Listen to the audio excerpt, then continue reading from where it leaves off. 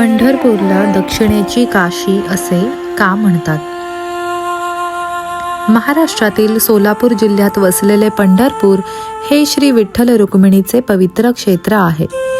दरवर्षी लाखो वारकरी आषाढी आणि कार्तिकी एकादशीला पायी चालत तेथे येतात. पण पंढरपूरला दक्षिणेची काशी असे का म्हणतात बरे? याचे पहिले कारण म्हणजे या भूमीचे प्राचीन धार्मिक महत्त्व.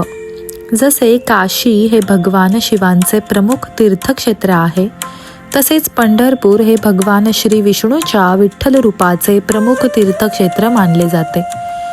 उत्तर भारतातील भक्त काशीला जातात, तर महाराष्ट्र आणि दक्षिण भारतातील असंख्य भक्त पंढरपूरला येतात. दुसरे महत्त्वाचे कारण म्हणजे चंद्रभागा नदी. भीमा नदी पंढरपूरजवळ सुंदर चंद्रकोरीसारखे वळण घेते, म्हणून तिला चंद्रभागा असे नाव आहे. वारकरी प्रथम चंद्रभागेत स्नान करतात आणि त्यानंतर विठ्ठलाचे दर्शन घेतात. जसे काशीमध्ये गंगा स्नानाला महत्त्व आहे, तसेच पंढरपूरमध्ये चंद्रभागा स्नानाला पवित्र मानले जाते. आणि तिसरे कारण म्हणजे संतांची पावनभूमी. संत ज्ञानेश्वर, संत तुकाराम, संत नामदेव, संत चोखामेळा, संत जनाबाई, संत सावतामाळी, संत गोरा कुंभार आणि अनेक संतांनी पंढरपूरच्या विठ्ठल भक्तीचा संदेश जनमानसात पोहोचवला.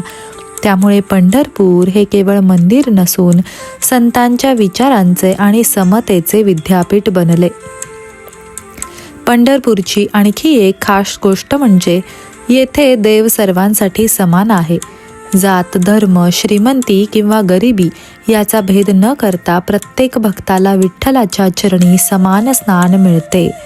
म्हणूनच वारकरी प्रेमाने म्हणतात, अवघाची संसार सुखाचा करीन, आनंदे भरीन तिन्ही लोक.